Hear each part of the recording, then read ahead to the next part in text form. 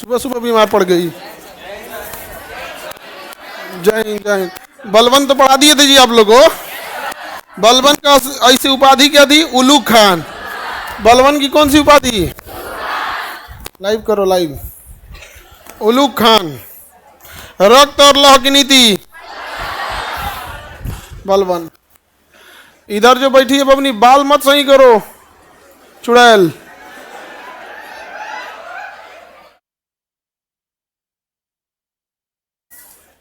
एक तो ठीक ठाक रहा तो समझो में आए, दलिदर ऐसा अपने रहे सो। ऐसे तो केजीएस में रहोगे तो ऐसे ही पता चल जाओगे।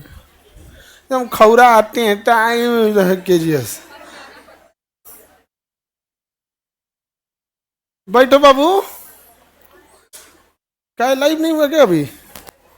देखिए दिल्ली सल्तनत के बारे में पढ़ाए थे, एक्स्ट्रा लाइट वह जला दिया। अब कोनो रिजल्ट आए जो गौर करना है उसको। हाँ करिए करो करिए करो। हाँ देखो एक लाइट जला 20% आदमी गोरा हो जाता है। अभी दूसरा 20% डाउन हुआ ना, अब एक और डाउन करें 20% डाउन हो जाएगा। उसको डाउन करेंगे तब ओरिजिनल आएगा। चलो अब देखते हैं हम लोग आगे बढ़े। तो बलबन वगैरह के बारे में पढ़ा दिए। बलबन पढ़ा दिए ना। दिल्ली सल्तनत तो कंप्लीट बता दिए थे। अलाउद्दीन खिलजी भी बता रहे थे। अलाउद्दीन खिलजी के बारे में शुरुआती दौर पढ़ा चुके थे। कैकुबाद और क्यूमर्स की हत्या कर दिया गया था। किसने किया था? जलालुद्दीन फिरोज खिलजी। और कौन सी वंश की स्थापना किया? खिलजी वंश। सबसे छोटा शासन किसका था? खिलजी। हाँ सबसे छोटा खिलजी वंश का। लगभग देखो ना कितने साल है, 30 साल। जलालुद्दीन फिरोज खिलजी किलेबंदी कराया था, इसका भतीजे ने इसकी हत्या कर दिया, अलाउद्दीन खिलजी। अलाउद्दीन खिलजी के बचपन का नाम अली या गुरसब। खलीफा के पद को मान्यता दिया, द्वितीय सिकंदर कहा जाता है। किसे? अलाउद्दीन खिलजी को। दूसरा धर्म चलाना चाहता था किंतु मना किया गया तो रोक दिया गया। वास्तुकला के नाम पर इसने क्या किया? कुब्बतुल इस्लाम मस्जिद का गेट बनवा दिया। अलाई दरबार के नाम पर कुतुब मीनार के बगल में अलाई मीनार बनाने का प्रयास किया। बाजार अच्छे काम में क्या किया? बाजार नियंत्रण प्रणाली, मूल्य नियंत्रण, सैनिकों का ड्रेस, नगद वेतन, घोड़ा दागने की व्यवस्था, अस्थायी गुप्तचर, ये इसका मेन काम है सैन्य क्षेत्र में। समझ में आ गया कि नहीं आ गया? मूल्य नियंत्रण किसने चालू किया? अलाउद्दीन खिलजी। इक्ता व्यवस्था समाप्त किया, अर्थात वेतन के बदले जमीन को इक्ता कहते थे, इक्ता को समाप्त किया और नगद वेतन दिया, लेकिन यह वार्षिक वेतन दिया था। आगे पढ़ेंगे फिरोज शाह तुगलक ने मंथली वेतन दिया था, वो हम आगे पढ़ेंगे तुगलक वंश में। अब इसके 4 प्रमुख सेनापति थे। कौन कौन थे? नुसरत खान, जफर खान, उलूग खान, मलिक काफूर। मंगोलों से लड़ते हुए मारा गया था जफर खान। दक्षिण भारत जीत के दिया था मलिक काफूर।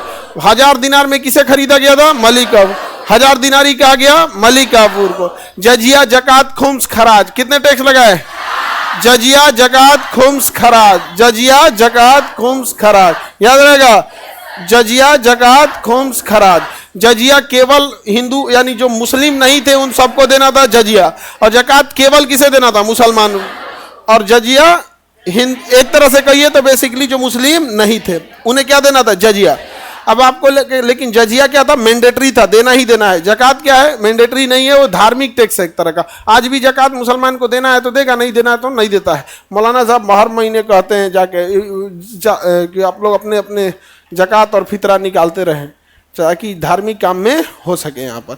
और इस्लाम धर्म में ये है कि मतलब अगर कोई धार्मिक काम करना है तो सार्वजनिक चंदा ना लेकर अपना मतलब जो कुछ लोग हैं उन्हीं से मांग लिया जाए जो नमाज पढ़ने आ रहे हैं। इस वजह से समझ में आ रहा है कि नहीं आ गया? ये नहीं कि मतलब बहुत ज़्यादा सार्वजनिक तौर पर।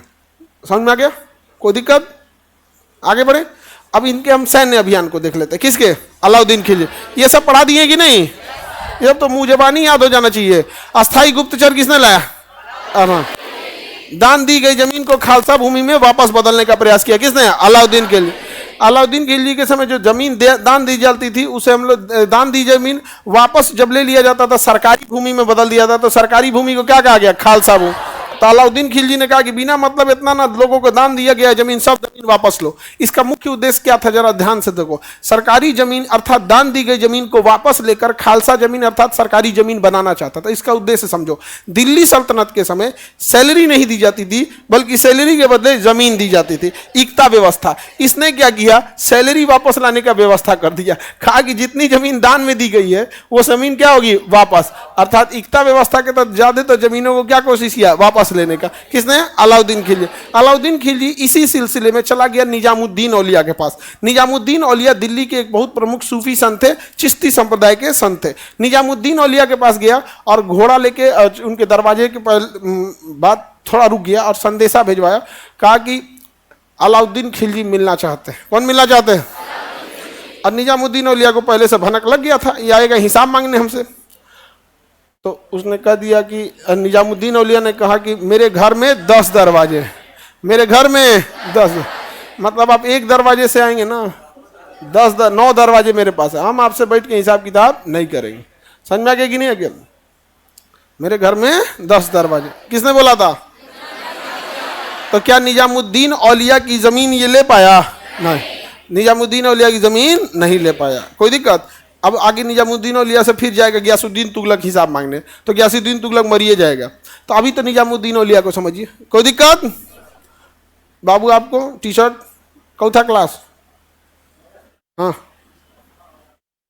8-10 क्लास हो गया, चलो समझ में आ रहा है। अगला देखते हैं, ये मद्यपान। मद्यपान मतलब नशा। नशा शराब पे क्या लगा दिया? प्रतिबंध लगा दिया। मद्यपान पर प्रतिबंध लगा दिया। मेरे घर में 10 दरवाजे हैं, अलाउद्दीन को किसने बोला? निजामुद्दीन औलिया। निजामुद्दीन औलिया। मद्यपान यानी नशे पे रोक लगाने वाला अलाउद्दीन खिलजी।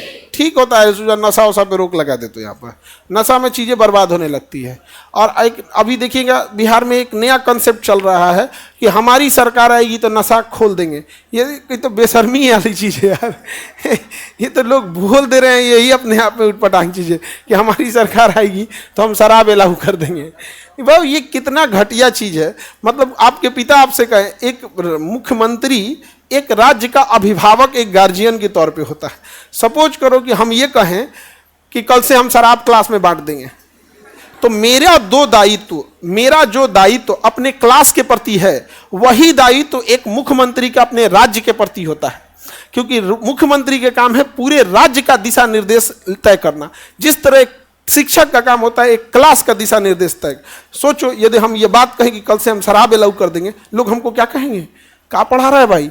तो लोगों की भी गलती है। वो एक शिक्षक से, एक डॉक्टर से, एक बिजनेसमैन से उसका कर्तव्य पूछते हैं, लेकिन अपने यहाँ सरकार से उसका कर्तव्य पूछना भूल जाते हैं। क्यों शराब देखो भाई? और अगर इतना ही शराब है तो अपने बेटा को पहले पिलाओ। अब लॉजिक दिया जा रहा है कि शराब तो बिखी रहा है। अरे भैया, भगवान थोड़े हैं मुख्यमंत्री की 100% खत्म कर देंगे। हाँ, इस पैसा से शिक्षा करेंगे तो क्या करेंगे? वो पैसा से हम शिक्षा लेके कि दारू पी के उड़ा दे? उस शिक्षा से हम क्या कर लेंगे कि दारू पी के उड़ा दे? और उत्तर प्रदेश में दारू तो अलाउ है, तो वहां तो शिक्षा की जोत जगी होगी। सब जाने आइंस्टीने निकल रहा होगा, सब हर घर में 4 न्यूटन भरल होगा सब। भाई अगर शराब के पैसा से शिक्षा पे खर्च होगा तो उत्तर प्रदेश की जनसंख्या सबसे ज्यादा है, शराब लीगल है, तो जब जनसंख्या ज्यादा है तो शराब भी ज्यादा बिकेगी। ऑब्वियस बात है, लोग रहेंगे तभी तो पिएंगे। छोटे से जनसंख्या में कितना ही पी सकते हैं। तब तो वहां पे तो हर घर, हर यूनिवर्सिटी अपना सेशन टाइम से होगी, हर यूनिवर्सिटी कैम्ब्रिज को टक्कर दे रही होगी। सब बहाने हैं, एकदम गलत चीज है ये। शराब एक सामाजिक बहिष्कार करने की जरूरत है। इसे बिहार में सप्लाई हो रहा है अन्य राज्यों से, उन राज्यों को भी प्रेरित होकर बंद करना चाहिए। और महिलाएं याद रखना, जिस दिन शराब के नशे में इंसान जाता है ना, वो 2 पुरुषों की लड़ाई में गाली माँ या बहन को सुनना पड़ता है, जबकि लड़ाई करेगा 2 पुरुष दारू पी के आपस में। तो ये थोड़ा सा ध्यान रखिएगा। हमारे 800 साल पहले अलाउद्दीन खिलजी, जो कि इसको कहीं से भी लोग इज्जत के नज़र से नहीं देखते, अलाउद्दीन खिलजी को अपने चाचा को मार दिया, लफुआ तो था ही ये, लेकिन बावजूद इसके इसने पब्लिक का ध्यान रखते हुए बाजार नियंत्रण प्रणाली लाया था। घोड़ा दागने को तो सैन्य व्यवस्था में लाया था, लेकिन एक पब्लिक के लिए अच्छा क्या लाया था? शराब बंद लाया था कि नहीं? ये चीजें गलत है या नहीं है? बिल्कुल गलत है भैया। शराब बंदी के लिए काहे नहीं ले आ सकते हैं? शराब कंपनियां नहीं चाहती हैं शराब को ले आना। एक्चुअल क्या होता है, केमिकल रिएक्शन होता है। बहुत सारे ऐसे केमिकल होते हैं ना जो अम्ल से क्रिया करके यानी एसिड से क्रिया करके अपना कलर चेंज कर देते हैं। वैसे ही बहुत सारे ऐसी चीज होते हैं जो अल्कोहल से क्रिया करके बहुत ज्यादा पीड़ा देते हैं, दर्द देते हैं। तो उस जिसके घर में शराब पी रहा है उसकी महिलाओं को वो दे दो, वो नमक एक चुटकी खाने में मिला देगी। अब शराब पीने वाले इंसान के शरीर में वो चला गया। अब जब से वो शराब पिएगा उसके शरीर में इतना पीड़ा देगा, इतना बेचारा बाप बाप चिल्लाएगा, छोड़ दो उसको। वो दाल में मिला देगी, सब्जी में मिला देगी। लो सोच रहा हूँ 4-5 दिन ऐठेगा तो अपने शांत हो जाएगा। धीरे धीरे क्या कर देगा, छोड़ देगा। नहीं छोड़ देगा। आप कितना भी अच्छा मान के चलिए नॉनवेज खाते होंगे, वो एक मुट्ठी नमक, एक मुट्ठी मिर्चा डाल देंगे, आप खाएंगे? या किसी को पनीर बहुत पसंद है, एक मुट्ठी उसमें क्या डाल दे, मिर्चा, खा पाएंगे? तो बजाय इसके कि हम कैसे रोके उस चीज को, हम नहीं रोक पा रहे हैं इसलिए खुलेआम पियो। बहुत गलत बात है ये सब चीजें। तो मद्यपान पे रोक किसने लगाया? और छोटे त्योहार हम अमीरों के मिलने पे प्रतिबंध किसने बनाया? अलाउद्दीन खिलजी। ये तो अशोक ने भी लगाया था, याद कीजिए। छोटे मोटे त्योहारों पे प्रतिबंध किसने लगाया था? अशोक ने लगाया था कि नहीं आया? तो ये तो उसने कई व्यवस्था लाया था। तो ये तो ऐसे ही याद हो जाएगा। अस्थायी गुप्तचर अलाउद्दीन खिलजी, खालसा भूमि अलाउद्दीन खिलजी, शराब पीने पे रोक अलाउद्दीन खिलजी, छोटे त्योहारों पर प्रतिबंध अलाउद्दीन खिलजी। इसने 4 प्रमुख जजिया, जकात, खुम्स, खराज। जजिया, जकात, खुम्स, खराज, 4 टैक्स लगा दिए, याद रहेगा। जजिया, जकात, खुम्स, खराज। जजिया गैर मुसलमानों से, जकात मुसलमानों से, खराज मुसलमानों का भूमि कर, खुम्स लूट की में टैक्स था। लूट में राजा का हिस्सा कितना होगा? खुम्स क्या था? लूट में राजा का हिस्सा कर। या सैनिकों के लूटे गए जमीन था, मकान पर घरी नमक चर तथा चारा का। ये तो अलग चीज हो गया, ये तो अलग हो गया। यहाँ से सैनिक जो धन दौलत लूटते थे उसमें राजा का कितना हिस्सा होगा, उसे क्या कहा गया? खुम्स। खराज मुसलमानों का एक भूमि कर था। क्या था? भूमि कर था। अब देखिए मकान जिनका था उस पर जो टैक्स लगता था उसे घरी, और चारागाह नाम था उस पर चरी। जैसे आपका खाली खेत है तो उस पर चरी नामक टैक्स, घर है तो घरी। ये नीचे होना चाहिए था यहाँ पे, कोई दिक्कत? घरी और चरी समझ में आ गया कि नहीं आ गया? मकान पे कौन सा टैक्स? घरी, और चारागाह पर चरी। जजिया, जकात, खुम्स, खराज। सैनिकों की लूट पर टैक्स खुम्स, मुसलमानों का भूमि कर खराज, मुसलमानों का टैक्स जकात, गैर मुस्लिमों का टैक्स जजिया। जजिया, जकात, खुम्स, खराज, घरी और चरी। जजिया, जकात, खुम्स, खराज, घरी, चरी। याद रहेगा? घरी चरी तो सबको याद रहेगा, नहीं याद रहेगा?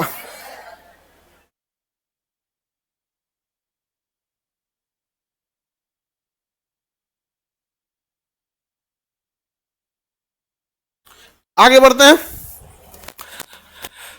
इन्होंने अधिक से अधिक भूमि को खालसा भूमि में परिवर्तित करने के तहत दान में वक्त आदि के रूप में दी गई जमीन क्या था? वापस ले लिया था।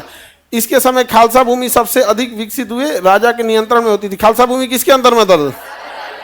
राजा के अंदर में। यह सल्तनत काल का पहला शासक था जिसने भूमि की क्या कराई थी? नाप। कितनी जमीन किसकी है इसकी नाप किसने कराई थी? अलाउद्दीन खिलजी। और उसके हर राजा आएगा सब तो क्या कराएगा? नाप कराएगा। और उसी आधार पे क्या कर दिया था? टैक्स लिया था। अब टैक्स अलग अलग था, कहीं उपज का 1/4 था, कहीं 1/3 था, अलग अलग टाइप था। जैसे अच्छी भूमि रहेगी तो 50% टैक्स, कम उपजाऊ भूमि है तो 30%, और कम है तो और। तो इसका कोई फिक्स याद रखने की जरूरत नहीं है आप लोग को। कहीं पे भी टैक्स स्लैब एक जैसा नहीं रहा है दुनिया में, कहीं पे भी एक जैसा है। आज के टाइम पे भी इनकम टैक्स एक जैसा नहीं है, किसी पे 5%, 10%, किसी पे 30%। तो हम लोग पे 30% लगा है, नहीं समझे? और 18% जीएसटी अलग से, शेष सरचार्ज अलग से, गंगा की सफाई के नाम पे अलग से। सब चीज हम लोग, दुनिया हिंदुस्तान में जितना टैक्स है सब ले लेता है हम लोग से। जितना टैक्स आप पढ़ेंगे ना सब दे देता आदमी। अब बदले में क्या मिलता है पता है? अगर बुखार लग जाए तो एगो कमी फलान नहीं मिलेगा, कालपोल को 1 रुपया गोली ना मिलेगा।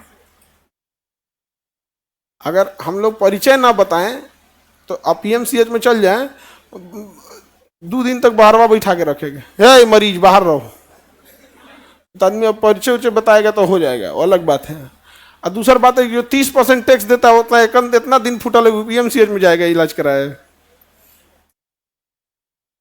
सरकार देखो वहां पर जो मरीज है ना उन लोग के बड़ा दुर्दशा है उनके साथ, देखिएगा ना, बहुत दुर्दशा है उनका। आगे बढ़े। लूट में प्राप्त धन का 80% किसको जाता था? राजा को। अब 20% सैनिक लेता था। ये 80% को क्या कहा? खुम्स। खुम्स कितना परसेंट था? 80%। दीवाने मुस्तखराज, ये क्या था भैया? भू राजस्व विभाग था। क्या था? भू राजस्व। दीवाने मुस्तखराज, मुस्तखराज किसने चालू किया? किससे संबंधित था? भू राजस्व, टैक्स था ये, दीवाने मुस्तखराज। देखो इसको याद करना भी बड़ा इजी है, समझो ध्यान से। खराज क्या था? भूमि कर था। खराज क्या था? भूमि कर था। इसमें भी देखो क्या लगा है? खराज लगा है। आगे कुछ मेकअप कर दे उससे क्या मतलब है? आगे इतना इसके कुछ लगा दे उससे क्या मतलब है? दीवाने मुस्तखराज, अरे भैया है कौन चीज? खराज। खराज क्या था? भू राजस्व, भू राजस्व था। अब भू राजस्व है खराज, और दीवाने का मतलब होता है डिपार्टमेंट। दीवाने मुस्तखराज मतलब भू राजस्व कलेक्ट करने वाला डिपार्टमेंट। इतना याद रखने की जरूरत नहीं है। जब खराज याद ही है तो मुस्तखराज का नहीं याद हो जाएगा? कोई दिक्कत? आगे बढ़े, अगला देखते हैं। राशनिंग प्रणाली लाया था, आर्थिक नीति जलालुद्दीन बर्नी ने कृषि की तारीखें। अलाउद्दीन खिलजी का सैन्य अभियान, ये बहुत जरूरी है भैया।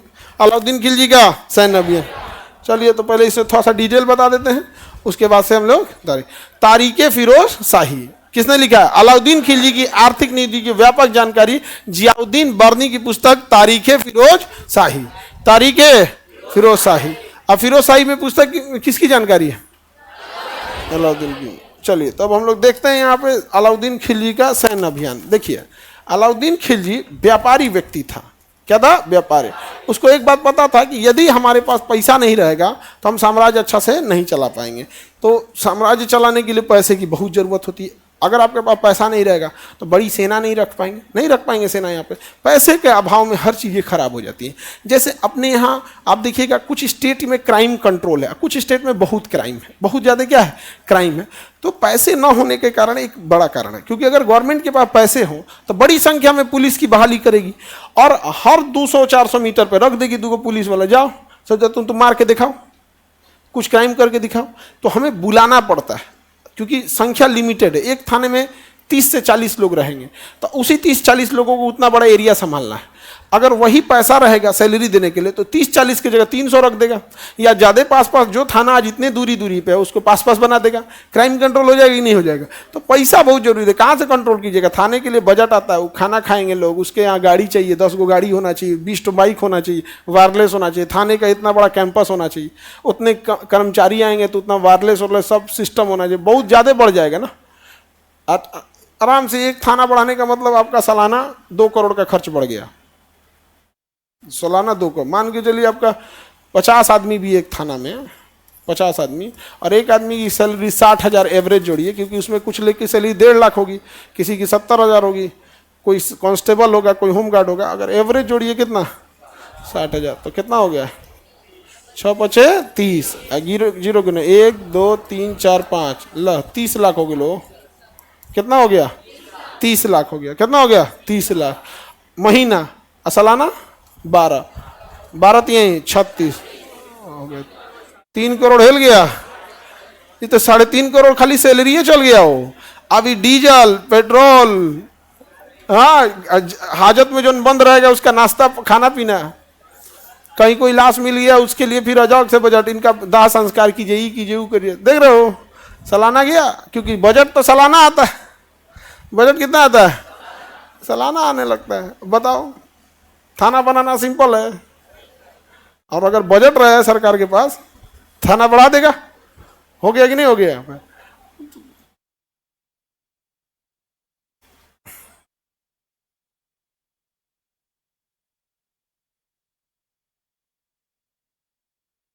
ये कौन है? काजल कुमारी और प्रिया पटेल। मैं कहाँ रहती हूँ क्यों बताऊं? कौन पूछ रहा है तुमसे?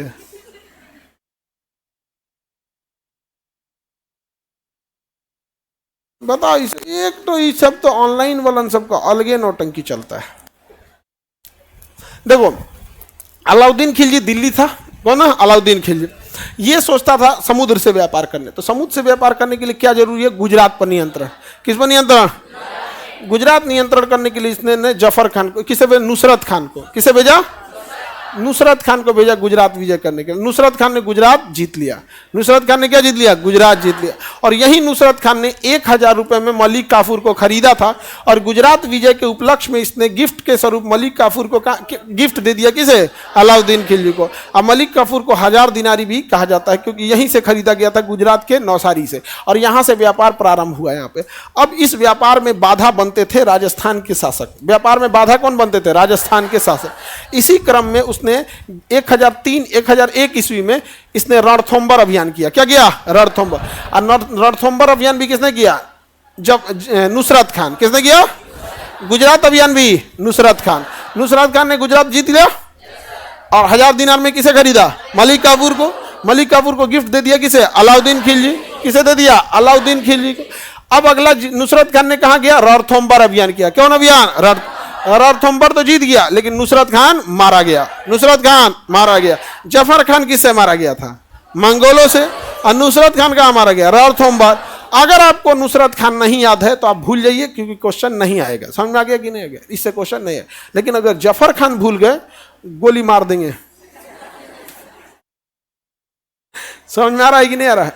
और अब यकीन मानो बाबू, हिंदी मीडियम में ये जो होता है ना, इंसान को पता होता है कि बच्चों को ये सवाल आएंगे और ये सवाल नहीं आएंगे। और वो चीज़ ऐसा नहीं कि हम लोग के पास कोई रॉकेट साइंस है। आप भी अगर मैट्रिक का किसी बच्चे को पढ़ाने जाएंगे तो इतना पता चल जाता है कि मैट्रिक के एग्जाम में ये वाला आएगा या ये वाला नहीं आएगा।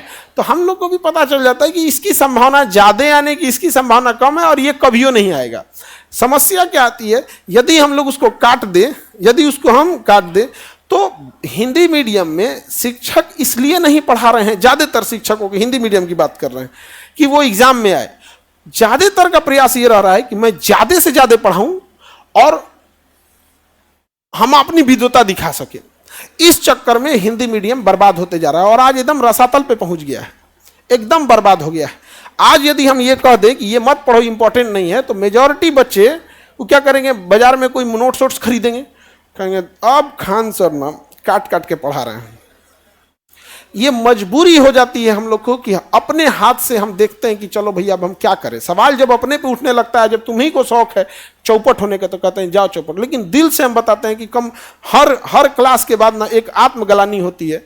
ये चीज़ें नहीं बतानी चाहिए थी, लेकिन फिर भी हम लोग बता के जाते हैं। रीजन? क्योंकि विद्वता एक तुम लोग हो और उसी में कुछ मास्टर लोग भी ऐसे ही हैं, वो पढ़ाते हैं, हमारा नोट्स देख ले है, इतना है, पूरा डिक्शनरी बना दिए हम। जरूरत ने डिक्शनरी बना के चल दिया यहाँ पे। अरे बच्चा के बारे में सोच। अभी यूपी पीसीएस का एग्जाम, यूपी का एग्जाम हुआ था यहाँ पे। अभी इसमें दिखाते हैं, जो हम लोग पूरे टेस्ट में तो हम लोग के 80 से ज्यादा क्वेश्चन आए। जो लास्ट दिन हम लोग पेपर लिए थे ना, जो हम लोग के क्वेश्चन का लास्ट पेपर था, उसके बाद हम लोग कहें लोग कि चल जाओगी बबनी, नहीं जा पाएगी, नहीं जा पाएगी, चली जाएगी, देखिए चली जाएगी कि नहीं।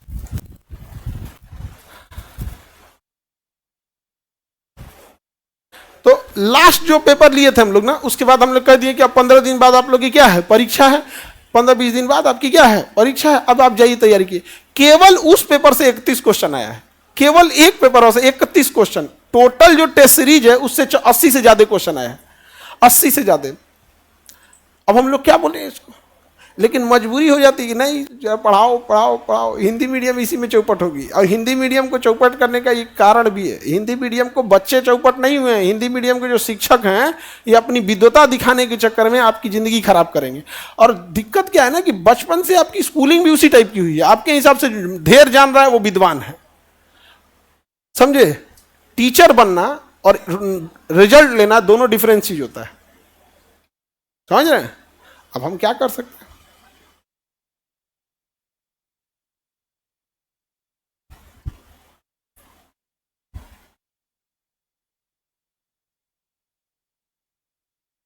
सर आधा काट दीजिए आप भी। आपको सही बता रहे हैं, लेकिन हम क्या कहेंगे? हम मजबूरी हो जाती है कई बार। आप में कई को खखोरन होगा, सब पंचवर्षीय योजना बना के आया होगा कि हमको पटना में कितना साल रहना है? 5 साल। और पूरा टॉर्चर करके रख देता है, पूरा एकदम तबाह तबाह करेगा। एक तो इसमें क्या नाम है, बीपीएससी बैच में कोई लड़की थी, उसको जीडी इकोनॉमिक्स खत्म हो गया, उसको जीडीपी नहीं पता था और हल्ला करी थी क्लास थोड़ा और फास्ट कीजिए। रे बैल कहीं की, तोरा पढ़िए क्या फायदा। और हिम्मत देखो, खड़ा होके बोल रही थी आगवा निकल के, एकदम दूबर पतर किरकी चाहिए ऐसा थी। किरकी चाहिए समझते हो, देहात में झिंगूर से तनी बड़ होता है, दिखने में झिंगूरे टाइप का रहेगा लेकिन झिंगूर का डबल साइज का रहेगा एकदम। नहीं देखे हो। आगे बढ़ते हैं। तो नुसरत खान किसी अभियान में मारा गया, हाँ रणथंभौर। अब आता है चित्तौड़ अभियान। कौन सा अभियान? 1303 ईस्वी में अलाउद्दीन खिलजी ने खुद के नेतृत्व में मात्र एक अभियान किया, बाकी हर अभियान में वो अपने सेनापतियों को भेजता था। हर अभियान में किसे भेजता था? सेना। खुद के नेतृत्व में 1303 ईस्वी का कौन सा अभियान किया? चित्तौड़। कौन सा अभियान? चित्तौड़ अभियान। कौन सा अभियान? चित्तौड़ अभियान। चित्तौड़ अभियान किया। चित्तौड़ अभियान में राजा रतन सिंह को पराजित कर दिया। किसे पराजित कर दिया? राजा रतन सिंह को पराजित कर दिया। और यह इस पे एक पद्मावती मूवी भी बनी है। इसमें इतिहास में कहा जाता है कि वो रानी पद्मावती के लिए क्या किया था? युद्ध किया था। अब ये काफी कंट्रोवर्शियल कहानी हो जाती है, समझ में आ गया कि नहीं आ गया? रानी पद्मावती के लिए युद्ध किया या किया, क्योंकि चित्तौड़ अभियान हर राजा ने चित्तौड़ पे आक्रमण किया है, हर राजा, और चित्तौड़ कभी नहीं हारा। राजस्थान का एक वही एरिया था जो कभी नहीं, ऊपर वाला जो आमेर है, जयपुर वाला एरिया है, यहाँ के राजा तो खटाखट मुगलों से संधि कर लिए थे, जोधाबाई का विवाह हो गया, ये हुआ, लेकिन चित्तौड़ कभियो नहीं किसी से रहा। शुरू से ही चित्तौड़ का जो अभियान था वो कभी भी किसी राजा की अधीनता स्वीकार ही नहीं किया, चाहे वो महाराणा राजा रतन सिंह हो, पद्मावती हो, दुर्गावती हो, या फिर आपका जब बाबर आएंगे राणा सांगा के समय हुआ हो, महाराणा प्रताप हो, अमर सिंह हो, उदय सिंह हो, कभियो किसी ने अधीनता स्वीकार नहीं किया चित्तौड़ का। और चित्तौड़ का किला बहुत विशाल है। तो इसने 1303 ईस्वी में कौन सा अभियान कर दिया? चित्तौड़ अभियान। राजा रतन सिंह की युद्ध में हत्या कर दी गई। और जब ये महल में प्रवेश किया तो रानी पद्मावती और अपने साथ कई हजार महिलाओं के साथ एक अग्नि कुंड बनाई और उसमें उन्होंने जौहर कर लिया। विदेशी आक्रमणकारियों से बचने के लिए राजपूत महिलाएं जो थीं स्वयं को जीवित अग्नि में झोंक देती थी, उन्हें कहा जाता था जौहर। क्या कहा जाता था? जौहर। और उत्साह उनका और इतना ज्यादा था कि वो गीत गाते और श्रृंगार करके जौहर में जाती थी। जिस तरह दुल्हन को तैयार किया जाता है उस तरह से जौहर करने चली जाती थी। बड़ी बड़ी अत्याचार जब राजा की थे समझना, तो बहुत बहुत अत्याचार किया, बहुत ज्यादा। राजपूतों की संख्या आज भारत में न होने, बड़ी संख्या नहीं है राजपूतों की, ठीक ठाक हैं बट बहुत ज्यादा संख्या में नहीं है। उसका एक कारण है, उन्होंने आधे तो बलिदान दे दिए इस धरती को बचाने के चक्कर में। कितने ने कुर्बानी दे दी, कितने बचे न, केवल राजपूत शासक नहीं, छत्रानियों नहीं, एक बार 33,000 महिलाओं ने जौहर किया, एक बार 18,000, एक बार 11,000, 3-3 बड़े जौहर हुए हैं केवल चित्तौड़ के किले में। आप कभी जाएंगे तो उस जगह आज भी है जहां जहां जौहर हुआ है, 3 अलग अलग जौहर हुए हैं पे। एक बार 33,000, एक बार 19 की 21,000, एक बार 11,000, ऐसे चित्तौड़ में जौहर हुए हैं। तो एक बड़ी संख्या उनकी बची ही नहीं, युद्ध में ही मारे गए। इतना युद्ध किए, इतना युद्ध किए, और ये किसी युद्ध में उन्होंने अरब आक्रमणकारियों को लगभग 500 सालों तक रोका था। उसके बाद जब इनका किला ढहा तो पूरा हिंदुस्तान पे क्या हो गया था? कब्जा हो गया था।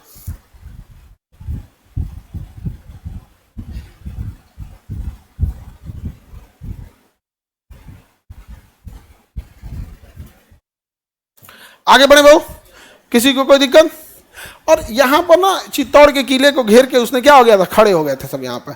और कोई भी ना अलाउद्दीन खिलजी से दुश्मनी नहीं लेना चाहता था। एक और आप गर्व कीजिएगा राजा रतन सिंह पर, रानी पद्मावती पर। उसी समय सोचिए कि राजस्थान के बाकी 10 शासक कहां थे, वो भी तो राजपूत शासक थे। एक मर रहा है, दूसरा देख रहे हैं, तो एक और आपको गर्व करिएगा। तो हमें ना दोनों ओर देखना नहीं सिखाया गया। स्कूलिंग सिस्टम ऐसी है कि जब हम राजा रतन सिंह की चर्चा करेंगे, महारानी पद्मावती की बलिदानों की चर्चा करेंगे, तो हम केवल वही देख पाएंगे।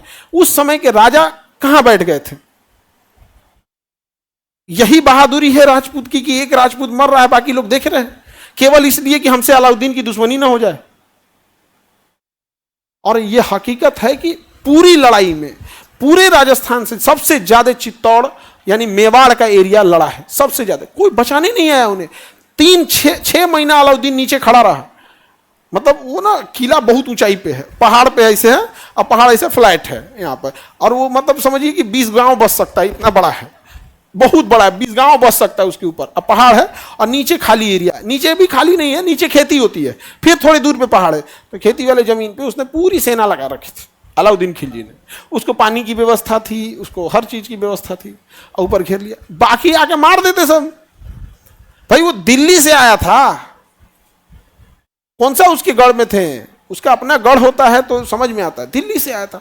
हम लोग ने खुला छूट दिया, और आप एक हिस्सा पढ़ेंगे तो आपको लगेगा, एक हिस्सा पढ़ेंगे तो आपको गुस्सा लगेगा, बाकी कहां थे सब, और आपको वहां गुस्सा लगेगा। अभी देखो, अभी भी हम हिंदुस्तानी वैसे ही हैं। उस समय अलाउद्दीन खिलजी था, अभी विधायक है सब। उस समय कौन था? अलाउद्दीन खिलजी। उस समय तो नंगी तलवार लेके घूमता था, काटिए देगा। अभी अपने नेता मंत्री, अभी नेता मंत्री सामने तुम्हारे हो रहा है, बोल सकते हो? नहीं बोल सकते। आवाज उठाएंगे तो क्या कहेंगे? अभी पत्रकार लोग तो वैसे ही, अभी एक तो इंटरव्यू चल रहा था, पत्रकार ने इतना कोशिश किया हमसे, इतना कोशिश किया कि तारीफ किया जाए मोदी जी की। हमने उनको मोदी जी की वही तारीफ की है जहाँ उन्होंने अच्छा काम किया, रोड इंफ्रास्ट्रक्चर, डिजिटल पेमेंट और ये सब चीज़ों का। एजुकेशन पे काम ही नहीं किए, तो हम स्पष्ट बोले वो एजुकेशन पे काम नहीं किए हैं, थोड़ा भी नहीं किए हैं। हम कह रहे हैं खुले बोल देने या तारीफ सुनना चाहता है, एजुकेशन पे नहीं काम किए हैं, तो हम क्या बोले? कम कर दिए। तुम ही बताओ ना, कौन सी काम की लड़की लो, तुम लोग का जीएसटी 18, किताबों पे 5% जीएसटी और बढ़ गया है। यूनिवर्सिटी बनाए रहते को जेएनयू टाइप का, एक नया यूनिवर्सिटी बीएचयू टाइप का नया यूनिवर्सिटी, पिछले 20 सालों में तुम ही बता दो, हम 10 साल की बात नहीं कर रहे हैं, पिछले 20 सालों में कोई कायदे की यूनिवर्सिटी खुली है? वही जो 60-70 साल पुरानी यूनिवर्सिटी, उसी को लेके हम लोग ढो रहे हैं। अलीगढ़ मुस्लिम यूनिवर्सिटी, बनारस हिंदू यूनिवर्सिटी, क्या इस टाइप के यूनिवर्सिटी अभी खुले हैं? इनसे तो लाख गुना अच्छे हमारे वही स्वतंत्रता सेनानी थे, अभाव में रह के, गुलामी में रह के बनारस हिंदू यूनिवर्सिटी खोली गई थी। गुलाम थे हम लोग उस टाइम, गुलाम। और आज आजाद देश में नहीं खुल पा रहा है बीएचयू, माथे का तिलक है भारत के बीएचयू जैसे यूनिवर्सिटी, इलाहाबाद यूनिवर्सिटी, लेकिन ना खुल। तो आजादी के टाइम सोचो, गुलामी में हम लोग ने खोल दिया था। देखो अभी पटना यूनिवर्सिटी गुलामी में जब था तो बहुत अच्छा था, आजाद हुआ तो यो आजादे हो गया। देश आजाद हुआ, नई यूनिवर्सिटी आजाद हो गया। आज किस काम का पटना यूनिवर्सिटी बताओ? यहां से बगल में है, यहाँ पे अजीब टाइप का तुम्हें लगेगा। यहाँ होम साइंस की प्रोफेसर साइंस कॉलेज की प्रिंसिपल है, हाँ, कॉमर्स कॉलेज की जो होम साइंस की प्रोफेसर है ना, उनका प्रमोशन हुआ है as a principal, commerce college के प्रिंसिपल के रूप में। यह भैया हमरा तुम कॉमर्स कॉलेज का प्रिंसिपल बना दोगे, हम ना संभाल पाए? मेरा कॉमर्स सब्जेक्ट ही नहीं है। और पटना कॉलेज है जिसमें आर्ट्स की पढ़ाई होती है, साइंस की नहीं होती है, आर्ट्स की, तो उसके प्रिंसिपल साइंस के प्रोफेसर है। साइंस का प्रोफेसर को लेकर जियाउद्दीन मांगबरनी, ओह माय गॉड, मैं सोचा मैग्नीशियम लिखा होगा, इसमें मांगबरनी लिखा है। भाई वो साइंस का प्रोफेसर है यार। अब जिसने जिंदगी भर कपड़े की दुकान चलाई हो, उसको कहिए कल से मछली बेचना है, ओकरा क्या पता चलेगा? उसको कुछ समझ में आएगा? नहीं, तो चल रहा है वैसे। तो चित्तौड़ अभियान और रणथंभौर अभियान क्यों किया गया था, आप समझ रहे हैं ना? गुजरात में बाधा न बने इसलिए। और रानी पद्मावती ने क्या कर लिया था? जौहर कर लिया। इसके बाद अलाउद्दीन खिलजी ने जितना भी अभियान किया है ना, वो अपने सेनापतियों के द्वारा किया है। इसके प्रमुख से अब दक्षिण भारत अभियान देख लेते हैं लोग। पहले यहां समझ में आ गया, गुजरात अभियान नुसरत खान, रणथंभौर अभियान नुसरत खान, चित्तौड़ अभियान सेम के 3 दिन में। चित्तौड़ अभियान का डेट याद रखिएगा बस, बाकी कोनो डेट याद रखने की जरूरत नहीं, मिटा देते हम यहाँ पर। चित्तौड़ अभियान 1303, राजा रतन सिंह, वहां के राजा रतन सिंह। और आप पद्मावती मूवी देखी होंगी, रानी पद्मावती अपनी हजारों महिलाओं और रानी दासियों के साथ क्या कर ली थी? जौहर कर ली थी। जौहर कुंड में जलते हुए अग्नि कुंड में कूद जाते थे वहां पर। आगे बढ़ जाए। अब इसने दक्षिण भारत अभियान चालू किया, किसने? अलाउद्दीन खिलजी ने। उसने देवगिरी के शासक को पराजित कर दिया। किसे पराजित किया? देवगिरी के शासक को पराजित कर दिया। देवगिरी के शासक पराजित कर दिया। यहाँ यादव वंश का शासन चलता था। राजा का नाम था रामचंद्र देव। रामचंद्र देव देवगिरी के शासक। किसने पराजित किया? अलाउद्दीन खिलजी या उसका सेनापति? सेनापति का नाम, सेनापति का नाम मलिक काफूर ने देवगिरी के शासक रामचंद्र देव को पराजित कर लिया। लेकिन रामचंद्र देव को जब अलाउद्दीन खिलजी के सामने लाया गया तो रामचंद्र देव ने अलाउद्दीन खिलजी को झुककर मतलब अभिवादन करने से इनकार कर दिया। उसने कहा कि राजा जैसे एक दूसरे राजा को अभिवादन करता है वैसे मैं अभिवादन करूंगा। मैं हार गया हूं, मेरी सांसें कुछ समय की मेहमान है, कुछ देर बाद तुम मेरा सर कलम करोगे या फांसी दोगे या चौराहे पे टांग दोगे, लेकिन जब तक जीवित है एक राजा का मान सम्मान लेके चलेंगे। अलाउद्दीन खिलजी देखा तो प्रसन्न हो गया, कहा गजब आदमी है यार, खुदे कह रहा है कि मेरी सांसें कुछ समय की मेहमान है यहाँ पे। अलाउद्दीन खिलजी प्रसन्न हो गया और अलाउद्दीन खिलजी ने एक कहा कि भाई मैं राजनीतिक हूं, हम अगर साम्राज्य विस्तार नहीं करेंगे तो मेरा हाल अशोक की तरह हो जाएगा। हम युद्ध नहीं त्यागे हैं, लेकिन मैं व्यक्तिगत रूप से आपकी प्रशंसक हूं और आपके पूरे यादव वंश को मैं मतलब दाद देता हूं बहादुरी की, लेकिन साम्राज्य तो छीनना मेरी मजबूरी है, हम तो छीनिए लिए। लेकिन आपके साथ एक राजा के तौर पर व्यवहार किया जाएगा और एक छोटा सा गांव आपको दे दिया जाता है। आप उसी गांव के राजा रहेंगे, जागीरदार रहेंगे। वो छोटे से गांव नौसारी नाम का गांव दे दिया, इसी के आप जागीरदार हैं, यहां आप ही का शासन चलेगा, जाइए। आपकी बहादुरी से इतना प्रसन्न हुए। आज भी याद रखना है, तलवे चाटनों की इज्जत कुछ ही समय के लिए होती है, बहादुरों की इज्जत हमेशा के लिए होती है। चाहे देख लो महाराणा प्रताप या रामचंद्र देव, इतिहास हमेशा याद रखेगा। महाराणा प्रताप कौन सी बड़ी सेना लेके आए थे? कोई बहुत बड़ी सेना थी? नहीं, लेकिन आज भी नाम इज्जत से लिया जाता है, लिया जाता है कि नहीं? और जयचंद, जब तक इतिहास रहेगा लोग गरियाएंगे, उसको नहीं गरियाएंगे यहाँ। तो हमेशा याद रखना, जो सच है हमेशा उसका साथ देना। सच का साथ देने वालों को दुनिया कभी साथ नहीं देगी, लेकिन याद रखिएगा सच का साथ हमेशा दीजिएगा। सच का साथ देने वाले लोगों को तो भैया अब यहाँ सीता मैया को अग्नि परीक्षा पे बैठाया सब, हम ही लोग ना है जी। ये यूपी की थी अयोध्या, सीता जी यहाँ पे, समझे? और सोचो सीता माँ को भी झुकना पड़ा, तो क्या करेंगे यहाँ पे? समाज की बात करेंगे। आगे बढ़े तो रामचंद्र देव ने क्या अधीनता स्वीकार की? अलाउद्दीन खिलजी ने उनकी वीरता का सम्मान करते हुए कहाँ का जागीरदार बनाया? नौसारी, गुजरात में एक जगह है नौसारी। और अलाउद्दीन खिलजी का कहना था कि भाई हम तो साम्राज्य त्याग देंगे तो लोग हमारा से डेराइले छोड़ देगा, हमारा हाल अशोक की तरह हो जाएगा। अशोक जैसा राजा को बिलाते टाइम में नहीं लगा, तो हम तो अभी नया नया एंट्री मारे हैं। अशोक तो खानदानी राजा था ना, कौन सा अशोक स्टार्टिंग वाला था? उसका तो खानदानी राजा था, चंद्रगुप्त मौर्य, बिंदुसार, उसके बाद आया था अशोक। तो खानदानी राजा था और उतना बड़ा अखंड भारत का था। युद्ध त्यागा तो काम खत्म हो गया था। अलाउद्दीन खिलजी ने कहा हम युद्ध नहीं त्याग सकते, मजबूरी है। अब मलिक काफूर आगे बढ़ा, मलिक काफूर आगे बढ़ा। वारंगल एक जगह आया, कौन आया? वारंगल। कौन सा जगह आया? वारंगल। यहाँ का शासक का नाम था प्रताप रुद्रदेव। प्रताप रुद्रदेव नाम इतना बड़ रख ले, पूरा डरपोक था, पूरा डरपोक था। रामचंद्र देव में मर्यादा पुरुषोत्तम राम जी की झलक थी, ठीक है? युद्ध से अलाउद्दीन खिलजी ने नहीं बोला था कि आपकी हत्या करेंगे, उसने कहा मैं कुछ समय का मेहमान हूं, मेरी हत्या कर दी जाएगी। अलाउद्दीन खिलजी तो कर गया, गजब शासक है यार। तो ऐसे अब ये डरपोकवा प्रताप रुद्रदेव एक ऊपर हमला करने गया ना, तो युद्ध करने से पहले ही भाग गया और अपना एक सोना का मूर्ति बनाया और उसको सोना के जंजीर से लपेटा और अपनी सेनापति के माध्यम से मलिक काफूर को भेजा। कहा कि देखिए मैं अपनी अधीनता स्वीकार कर रहा हूं, ये उसका चिन्ह है, प्रतीक है, और ये कोहिनूर हीरा है। इसके अलावा आपको जितना लूटपाट करना है कर लीजिए, हम अधीनता स्वीकार करते हैं। वाह, नाम रख ले हैं प्रताप रुद्रदेव। लग रहा है कि ना महाराणा प्रताप के सेनापति हैं। देख रहे हैं लक्षण इसका, अपनी खुद की अधीनता स्वीकार करने वाला प्रताप रुद्रदेव। और कोहिनूर हीरा किसने दिया था? प्रताप रुद्रदेव। प्रताप रुद्रदेव किस वंश का शासक था? वारंगल। कहां का शासक था? वारंगल। वारंगल का शासक था प्रताप रुद्रदेव। अपनी अधीनता स्वयं ही स्वीकार कर। अलाउद्दीन खिलजी ने पूछा, मलिक काफूर ने अलाउद्दीन खिलजी को कहा कि इसको भी जागीर दीजिएगा। अलाउद्दीन खिलजी ने कहा ऐसा ऐसा चोटन सबको आदमी जागीर देने लगेगा और इज्जत देने लगेगा तो इतिहास में लोग हमको भी गरियाएंगे, नहीं गरियाएंगे? अरे आज अलाउद्दीन खिलजी को जितनी भी गलत चीजें थी, लेकिन जो नशा पे रोक लगाया था, बाजार नहीं, उसके लिए तो लोग तारीफ करेंगे। और इस बात की भी उसको लोग तारीफ करेंगे कि उसने रामचंद्र देव की बहादुरी का सम्मान किया था। लेकिन अगर प्रताप रुद्रदेव की बहादुरी का सम्मान करता तो गरियाते रहे, चोटा कहीं का करा तुम दे दिया यहाँ पर। तो इनको कुछ नहीं दिया, कोहिनूर हीरा वगैरह ले लिया और कहाँ चला गया?